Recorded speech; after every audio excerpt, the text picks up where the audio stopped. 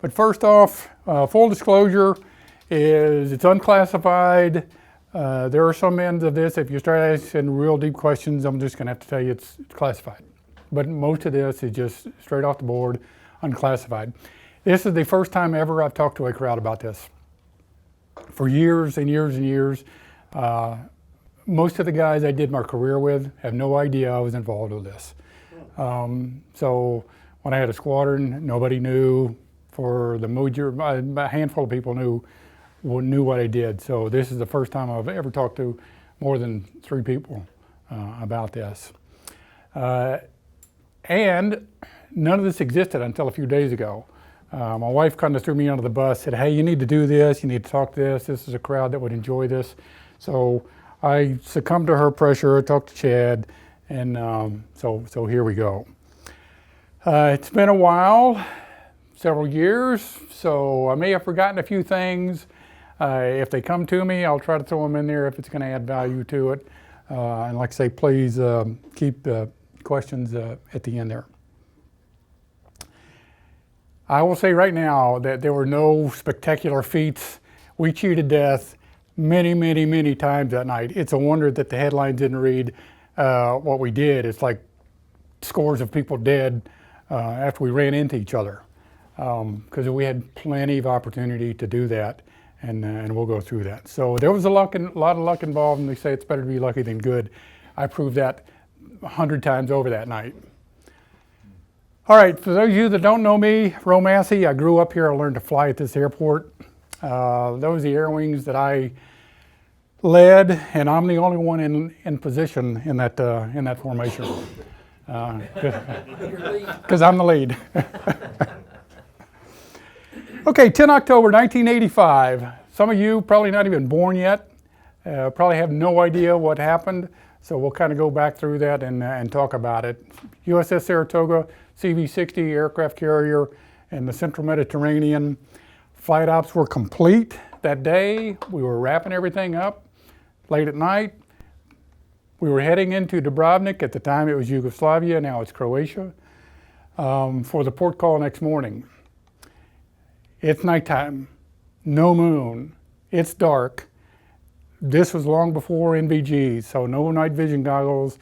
It's out there and just black night, no moon, starlight only. So it's dark, and I'll say, and you'll probably hear me say several times, that there was no intent to fly that night, nor did I want to. So days prior, the Italian cruise ship Achille Lauro was hijacked by members of the Palestine Liberation Front, kind of a splinter group off of the PLO, by Abu Abbas, real name Mohammed Zidane. They killed American Leon Klinghoffer, shot him in the back of the head, pushed him overboard in the wheelchair. We'd been chasing these guys around for days, for a long time.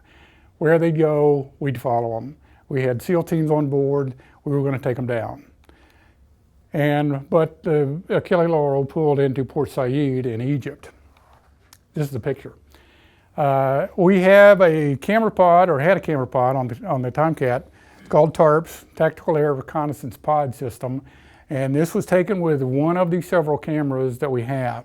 Taken from 10,000 feet, 24-inch focal length on this camera. If you know anything about cameras, that's pretty gigantic. So we got pretty good resolution. This is one of the lower resolution pictures of it. And if you can see and this is while it was going down. So the boat is dead in the water. These are the coordinates, this is where it was, 10,000 feet, this is the camera, and you can see all the people that were herded up on the bow of the boat, where they had gotten everybody out, concentrating them to keep an eye on them. We had a mosaic of this boat about a table twice as wide as this of the ship. So we had blown up pictures that we had taken with our camera, sliced them up, put in a mosaic of the ship, and we had every inch of that deck measured. We had all the rails, how high were they, how much area it was, how many, what could be seen from what locations and stuff for fast row to to put the guys on the ship. So we were all set ready to do that. We'd go in there, get daily debriefs about what was going on, who was where did we expect these guys, what was the best position to drop the guys on the deck for a takedown. We're pulling into port. Ship pulled in Port Said, and I won't say middle of the night, but we hear over the 1MC, went to the ship's announcing system, is launch the alert fighter. Well, what is the alert? So there are several stages or definitions of the alert. Anything from alert 60 to have a crew that can get to an airplane on the ship somewhere and get airborne within 60 minutes, within an hour. So you're, within 1,000 feet of an airplane, wherever you are, so you can do that pretty easily. Goes all the way down to alert 5, which a crew is in the airplane, strapped in, on the catapult, power and air. All they got to do is start up and launch. So that was crew options there, alert. Thing is that we didn't have an alert set. We were pulling into port. The ship that we were concerned with pulled into Port Said. We had relaxed the alert status. So technically, we didn't have a crew or an airplane assigned to an alert status at that time. I happened to be in the back of the ready room working on some landing grades for the squadron. I was the squadron LSO, so I was compiling everybody's landing grades when this call came across that said launch the alert fighters, and I was like, that's funny. There is no alert fighter. So I still in my flight suit, ran over, got into my flight gear, and the thing is that we did these all the time. So we thought, okay, it's a drill. Soviet Union is still alive and well. As I was telling some people earlier, we routinely had a Russian ship cruising right behind, about a mile in trail of the carrier, picking up our trash, listening to every word we said on the radio. So I know that they had a file on everybody on the ship. They were alive and well. This is the Saratoga. This is a standard flight deck spotting for an alert status. You can see the Cat 1 here is open, where you could take an airplane up to Cat 1, launch it, and get on our way. That's not how the ship was spotted that night. The bow was packed. Airplanes were nosed in like we are here, and a few less airplanes back on the fantail. So that's kind of the standard configuration. But again, that night, bow was packed, couldn't launch off the bow. We're thinking it's a drill. It's just another drill. I went up, manned up the airplane, and I was nose into the island, like you saw. My normally crewed Rio shows up, Doc. I'm not going to throw any names out here, but Doc shows up, crawls in, and we start to do a normal start. Well, it's like, okay, did that too. We'd do an alert launch. We'd start up, they'd shut us down. We'd start up, we'd go to the Cat. Start up. So we still think that this is just normal. That crew starts breaking down the tie-down chains. It was like, okay, what's up? We start taxiing to the Cat. Still no cause for alarm because I've done this 100 of times. We taxi to the Cat and shut down. And then again, it's dark. I didn't want to go flying, it's dark. And that always ends up with a night trap. So, and they start launching airplanes. 1 or 2 airplanes launch ahead of me. And I thought, well, by the time I get to the Cat, they're going to shut me down. On the Cat. Ship comes up and says 205, that was my side number. Steer 270, signal gate, go midnight once you're clear of the ship. What does all that mean? Gate means you are cleared weird, full blower, and I had a clearance to turn right in front of the bow, which you never do. So boom, off the Cat, turn right, and midnight is exactly that. You turn off all your external lights. So here we go, blowing off the ship, lights out, and it says set cap 3220 north, Angels 230, 23,000 feet, tankers on your way. Okay, still, no alarm bells going off. We would launch all the time doing this. So we think, okay, so we're out on our way. It's just a drill, but it turned out to be the beginning of a very long night. You may have read Oh, just a couple hours? No, it was a long night. Lots of tanking involved. How big is the Med anyway? Well, it's about the size of the United States. Wow. This always, people go, I had no idea it's that big. It's huge. It's gigantic. So we are about, the ship is about in this vicinity, getting ready to go through the strait. Dubrovnik is up in here, part of Yugoslavia, now it's part of Croatia. So we're getting ready to go through the straits. We launch, and my cap station is right there, just north of Benghazi. So, just a drill, no big deal. We're down on our cap station. I had tanked, full bag of gas, ready to go. And then we get this call, 205 vector north. Well, we were close enough to see the rotating beacon at Benghazi Airfield where they had MiG-23 floggers and Su-22 fitters. And it's like right there. Are we inside Libyan airspace? Absolutely. Violated more airspace that night than you could shake a stick at.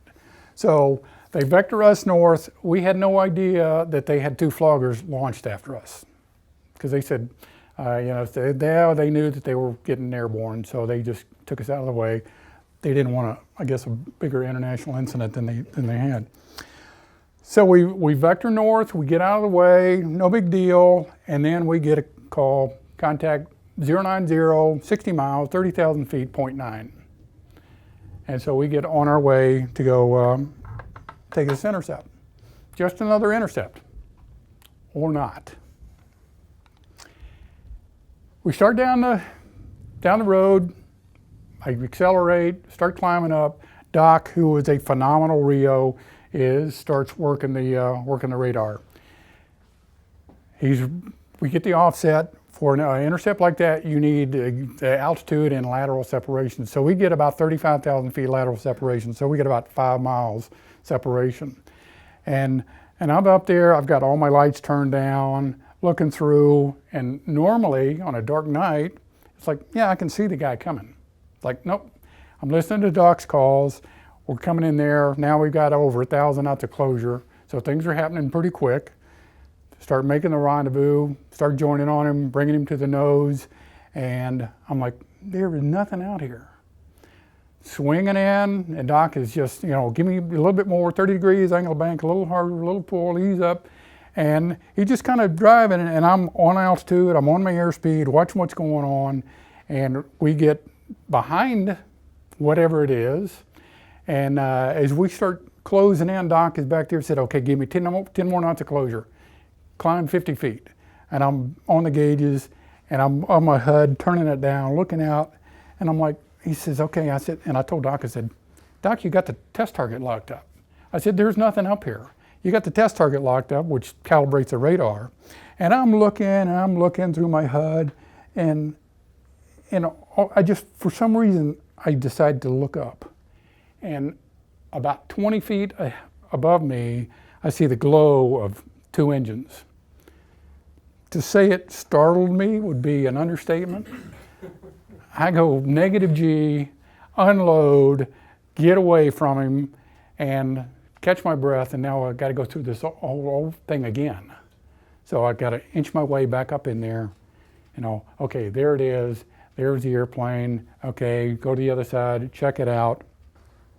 And what we end up seeing is a black Air Force C-141, 0.9, hauling the mail, lights out, and we can barely make out. I see a little bit of glow from the door right here. So totally lights out. So we passed the ship, said, hey, it's a black Air Force C-141, heading 290, 0.9, and they go, okay, break it off. Okay, separate from him, hit the tanker again, go back and set up a cap once again. Somewhere, I think, maybe down around in here. I'm not exactly sure, because at that point, after all the whifferdills and turns and everything. So we get tank again, take on 11,000 pounds of gas, and get another call for a vector, another intercept, same thing. Flying along. This one is a little slower, probably about 25,000 feet, probably about 0.6, 0.7, something like that. And Doc is, running the intercept. I get in behind him. Again, don't see anything. And as I get closer, I can hear the engines. I can hear the props on the C-130. So I look up to C-130, again, 20 feet, check him out, lights out. We passed the ship into the E-2 that had launched. That, hey, it's a black C-130, lights out, heading west, this airspeed, this altitude, break it off. I said, okay. So we're like, what's going on? What are these airplanes raging around at night, no lights, so we still kind of no clue. So we break off the 130, go hit the tanker, lights off, go back to a Capt station, and then get another call. Contact 57 miles, 32,000 feet, 475 knots. So now we're off to the races again, go do another intercept. And this time, Doc's running the radar, giving the calls, and I see a target out there. It's got the lights on, 30 miles, I can see the thing. So this is gonna be a piece of cake intercept. You can always join on what you see. So we did the standard rendezvous, nice, slow, very controlled. Obviously it's an airliner, join up on him, and we take a position on the right side, just after the trailing edge of the wing and forward of the stab, and we just join up on him. And so we're in position, we called the ship, said, hey, we're joined up on an Egypt Air 737. And as I'm kind of getting in position, Doc had got his flashlight out. It's just a standard issue, green flashlight, gooseneck bend. And as he's shining it on the airplane. And as we're telling the ship, said, hey, the 737, Doc ran across the side number. And so he didn't see it, so I'm talking him on, I'm like, stop, down, forward, up, come back. And he was able to highlight the registration of the airplane. We passed that to the ship, and they go, that's it. We said, Sierra Uniform Alpha Yankee Kilo. And they confirmed that was the target of interest. So now the fun begins. So we tied on to him, and for the next 10 or 15 minutes, we're the only airplane on the airliner. So Doc and I are moving from side to side, looking, trying to get a body count of people on the airplane, watch what's going on. You could see the airplane was not full and it was not empty. So we're trying to get somewhat of an accurate count. We counted 7 people. We figured that if the window shade was down, we'd count that as a body behind it. And we did that on both sides of the airplane. And at this time, the E-2 had started vectoring other Tomcats to join us. And as we're in position, Doc is kind of seeing them come on the radar. And he's like, oh, this is going to be interesting. The next guy to join was coming in way hot, not enough separation. And as he was getting closer, I told him, I said, hey, I'm snuggled up next to the airplane on the right side, just after the wing, by the horizontal stab. So I said, don't hit me. He comes by huge, and those of you in here that fly formation doing rendezvous, he came by me 90 degrees, smoking hot. I see the glow from his cockpit lights right underneath me. He does this horrendous overshoot out to the other side. So we say, take a mile and trail. Because at this point, we're driving the show for all the other Tomcats. So we say, take a mile and trail, don't get any closer than that. So now we're tied onto the airliner.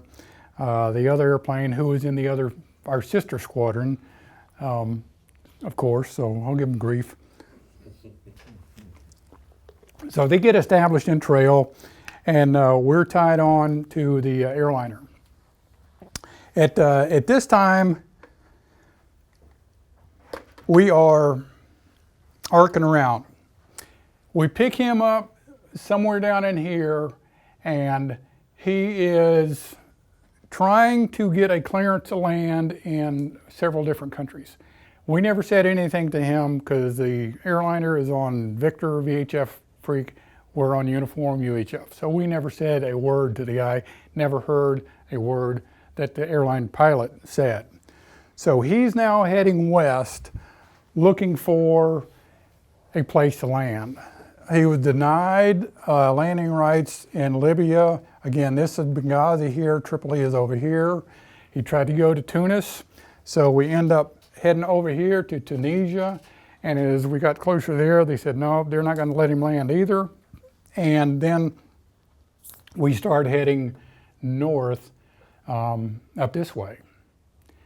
And somewhere in there, the guy decided that, hey, I'm just gonna go back to Alexandria where the airline took off. So now we are flying up over Tunisia. I remember going over Malta, heading back to Egypt, was where he was wanting to go. And the E2, who happened to be the skipper of the squadron, was in there talking to him. And he came up and said, hey, he's going back to, we've steadied up about 110 on the heading, and he wants to go back to Alexandria. And I'm compressing time a whole lot here. So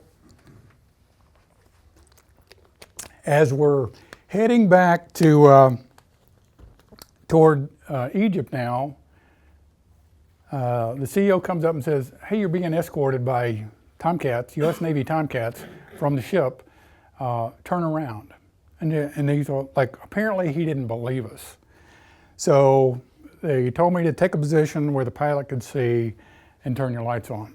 So I crossed under, moved up next to the cockpit, and turned on my exterior lights, a little pinky switch on my outboard throttle. So flipped on my outboard, on my exterior lights, and it was like, I could see the pilot look over, his eyes get big. The co-pilot is leaning over him, trying to see me. A couple of flight attendants, one ran up into the cockpit looking out. A couple other up in the front were looking out. And so now we got their attention. And and then the skipper of the squadron, the E2 squadron, says, hey, he's all upset. He started coming unglued and said, oh, you're way too close. I'm like, dude, I'm a lot further now than I ever was in the back. So I move it out maybe 10 feet or so and just said, that's as far I'm going. You're gonna have to live with me. So we're heading down. Now that I'm on his left wing, we got 3 Tomcats in the back, about a mile in trail. And he's still steadied up. He's still going toward Alexandria. So it's like, and now they're saying, turn around, you're gonna land at Sigonella, Sicily. He's still going straight. So like, okay, what do we do? So I end up pulling out in front of him and start turning into him. So it's like, he's probably thinking some crazy American there, but as I slowly turn into him, and I exaggerate, I start slowly turning into him, he has no choice but to turn. So I keep doing this until we get turned around and start heading back to the northwest up to Sigonella. Once he got steadied up, it's like, okay, you're going that way. And we start getting closer, and again, still cruise along, 450 knots, 32,000 feet, heading toward Sigonella. And kept saying, you're gonna land at Sigonella, you're gonna land at Sigonella.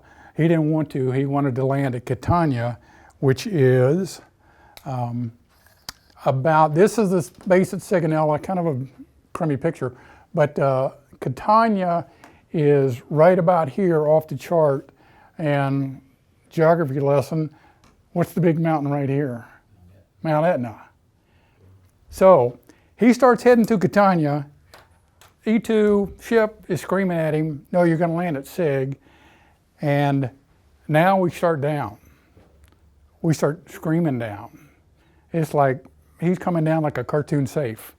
So I am ended up starting to fly out in front of him on my idle boards, everything out. And it's like, okay, so I end up throwing my gear down, throwing the flaps, I put my probe out. I'm cross controlling the snot out of the airplane just to keep from flying out in front of him. And now he is, again, he's still heading toward Catania. It's about 8 miles from the western end of the runway to the coast. We crossed the coast at 16,000 feet. So, as you know, the approach here is about 12 miles away at 3,000 feet for the coming in. So we crossed the coast at 16,000 feet, trying to land a 737. Well, he's convinced that he's going to land at SIG. The problem is SIG is closed, and they didn't want to let anybody land. So skipper of the squadron, the E-2 squadron, says, hey, they're calling SIG is closed. Doc didn't miss a beat. I mean, it was within 2 seconds he'd rolled up to SIG, declared an emergency, said, SIG, hey, we're U.S. Navy F-14 from USS ship, we're declaring emergency, turn the lights on now.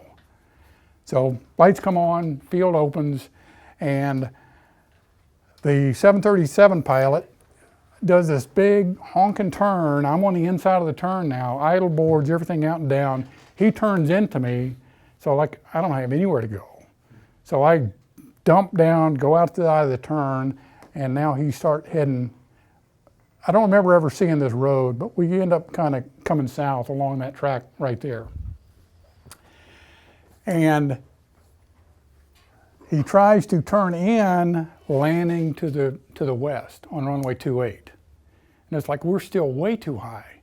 At this point, we're probably still maybe 10 or 12,000 feet, less than 5 miles from the end of the runway. And he's trying to land. So he comes here and he sees that he can't land this way. So he makes another jog to the south to end up swinging south of the runway and landing to the east. Like, okay, I can hack it now. I'm on the outside of the turn, I'm stepped up, I'm watching what's going on, and we swing around to the south of the airport right here. And he's making a really tight turn. And after hours of flying on his wing, trying to get him at this point, we're 90 degrees to go to the airport through 1,500 feet with over 2,000 feet a minute on the VSI. So I'm like, and I told Doc, I said, we come here for, and he's going to blow up. So literally, as he's coming through 90 degrees of turn, I roll wings level and pull to get out of the ensuing fireball because I knew he was going to crash. I mean, there was no doubt in my mind he was going to crash after all that. Well, the guy was a great pilot. I mean, if I could ever shake this guy's hand, because as he rolls wings level, he touches down.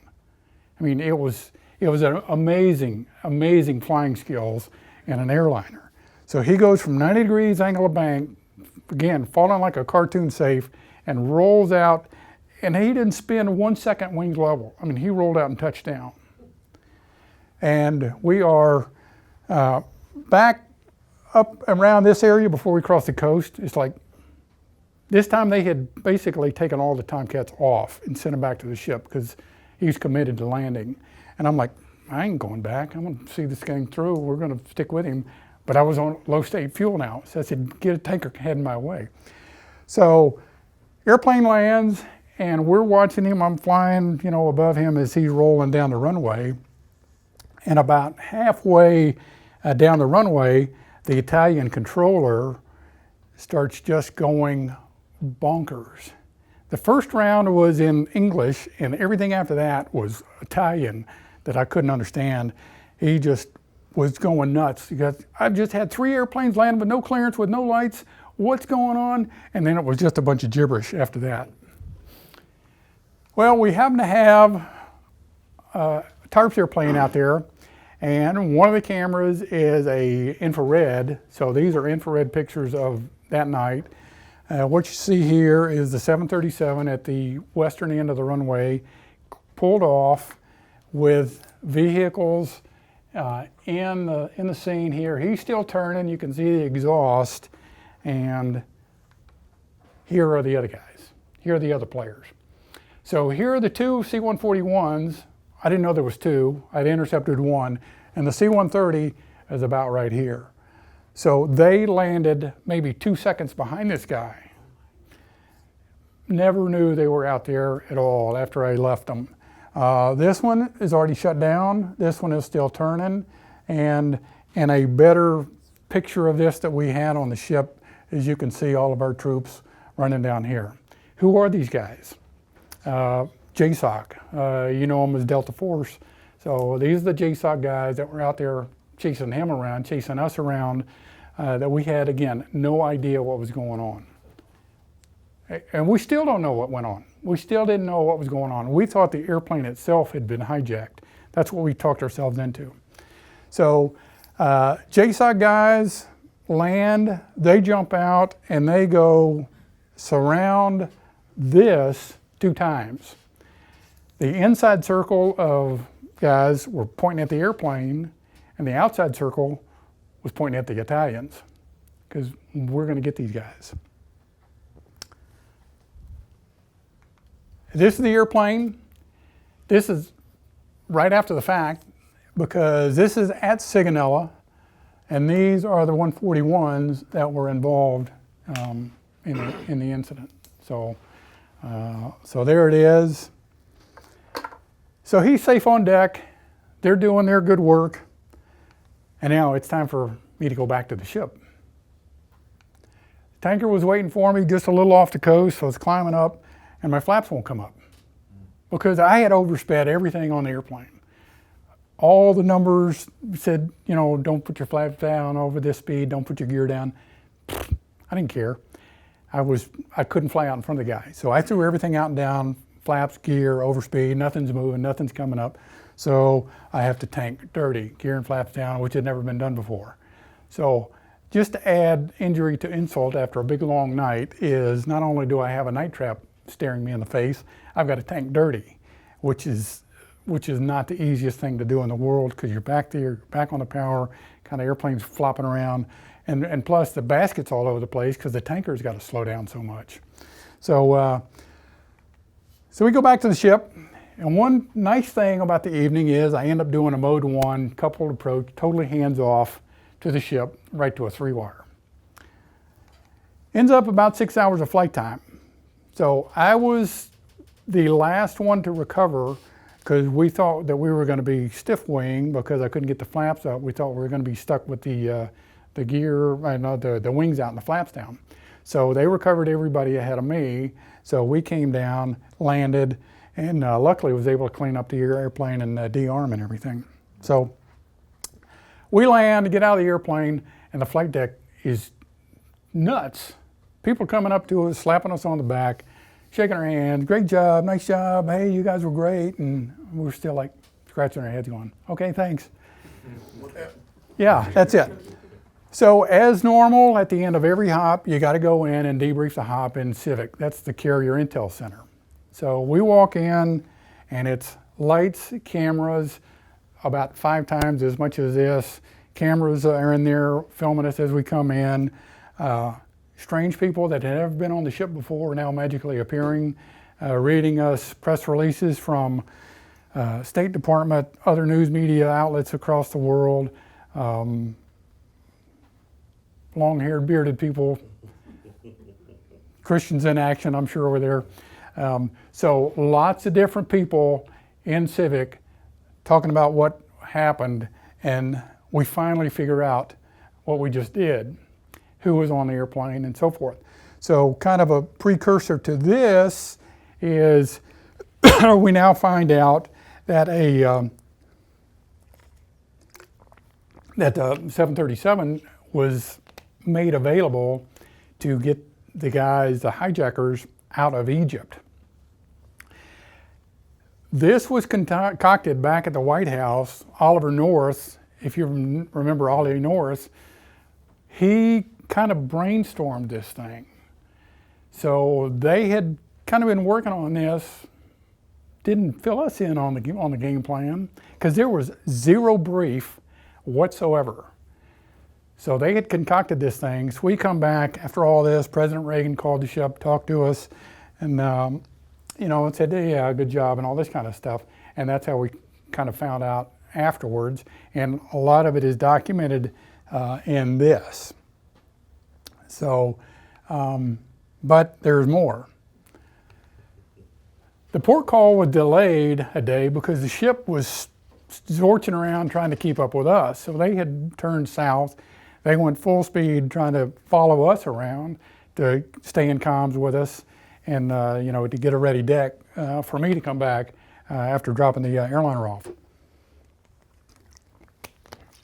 So we spent the next day, which we were supposed to pull in, debriefs, ship's TV, cameras, briefs with everybody, all the different people that now magically appeared on the boat. We had to debrief them and interview them and tell them what went on. And then we were had to prep for pulling into Dubrovnik because they had a trip to London for a press conference set up for us. So we pull into London, or pull into Dubrovnik the following day. 5 of us, it was the Admiral, his aide, Doc, myself, and 1 representative from the other squadron. We go into Dubrovnik, and there's a guy, I think he was from the embassy, takes our passports, stamps them, hands them back. We go to the airport, get in a jet, and fly to London. And if you want to hear the London story, I can tell you that too. So yeah. Okay. So we get in. In fact, it's a Sabreliner. We load up in a Sabreliner. We make a gas stop in France, go into London, get into London that night, and we fly into Northolt, London. We pull up to this nice-looking FBO, but it's unmarked and everything, and then we find out that this is the royal family's private FBO. So we get wheeled into there, and again, it's London media, U.S. media, all kinds of stuff. A representative from the State Department, which we get handed this and said, go, review this. There's potential questions. This is what you can say. This is what you can't say. This is who you can talk to. We're given individual bodyguards that whoever the biggest guy in here, you can multiply him times 3, and that's the size of the guy. So we spend a couple of hours there at the royal family, and they want us to sign the guest registry. And I'm kind of looking through there. First entry is General MacArthur, Dwight D. Eisenhower, Churchill, all these folks, and here's us, a couple of knuckleheads from the ship, scribbling our names in the guest registry at the royal family, and their plane's parked out there. So we go from there, and now we get briefed on how we're going to get to our hotel. So outside they had like 8 cars, all identical, hard cars, and we load up. Doc and I are in one, everybody else is in separate cars, and we start heading down the streets of England at about 120, changing positions. It's like a James Bond movie. We'd move up to the front, we'd move to the back, and then we pull up to the hotel, which had been swept. We were given our rooms, and it's like, don't call anybody, don't talk to anybody, don't take any calls, all this kind of stuff. So being the young J.O., what do? Pick up the phone, call home, try to call Ruth, and she's out. Well, unbeknownst to me, that the squadron had called the wives of everybody that had been part of this, had been, involved with it. So Ruth knew. I couldn't get in touch with her because she was out, so I called my dad. And about 3 seconds into the call with Dad, because now I'm talking to somebody, Ruth didn't answer. So now I'm talking to my dad, and I hear this big loud banging on the door. It's like, who are you talking to? I'm kind of like stared at the guy. I'm like, how do you know I was talking to anybody? He said, who are you talking to? I told him I'm talking to my dad. He said, make it quick and hang up. So I talked to Dad, told him, he was like really veiled because I wasn't supposed to tell anybody. And I said, hey, I'm in London. He goes, what are you doing in London? I can't tell you. And he goes, were you involved in any of that stuff? And I'm like, what stuff? So he kind of got, idiot son. So he got the idea. So finished that. And the next day was really the press conference wasn't the following day, it was the day after. So we had a day of being able to get prepped, where was it going to be, we're going to go to the embassy, this is what was going to, how it was going to go down. And the Sincus Navier, 3-star admiral, was there, and he kind of showed us around. We got a kind of a real quick day in London, but we couldn't get outside of our bodyguards. I mean, they were like glued to the hip, and they were fully armed. So anybody tell you that you're not armed in London, that's not true, because he was carrying heaters all over the place. So we went to bed thinking that we're going to have a press conference first thing in the morning of the following morning. Well, several hours before that, it's like they call, press conference is canceled, too much threat. There was at least 150 news media outlets that were descended there to do this press conference, and they go, nah, the threat is too high. So we're canceling it, and I said, okay, that's okay with me. At one point in my life, I wanted to get back to the ship, not get away from it. So at that point, it's like, get us back to the boat. So we load up and we're out of there. So we leave, and on the way back, we stop in Sig and spend the night. So we pull into Sigonella and go to the officers' quarter. They had cleaned out an entire wing for us, for security. So we got our own wing, dogs walking around, guys armed, and that night we have dinner with the CO of the base, who was playing racquetball at the time we dropped the airliner in there. He didn't know what was going on. And then all the JSOC guys, so we had dinner with them. They went and grabbed a restaurant that was normally closed, opened that up, and we had a full dinner and kind of got the lowdown on what was going on behind the scenes. So there was a lot of movement going behind the scenes, obviously. And the JSOC guys were really cool. You know, not a shot fired. And the following day is we ended up heloing back out to the ship. And then I don't even know if I ever got to see any of Dubrovnik, but that was kind of wrapping that up. Kind of a whirlwind event for some young knucklehead from Gallatin, but it was quite the experience. We were lucky, really lucky, that we didn't have a mishap, because there were a lot of opportunities to do that. I forget how many thousands of gallons of gas I took tanking, exhausted, but you know, you couldn't rest. And there's no autopilot, you know, you couldn't do any of that stuff. The only autopilot was the landing that I was able to hook up and land there. So with that, I will open it up to questions.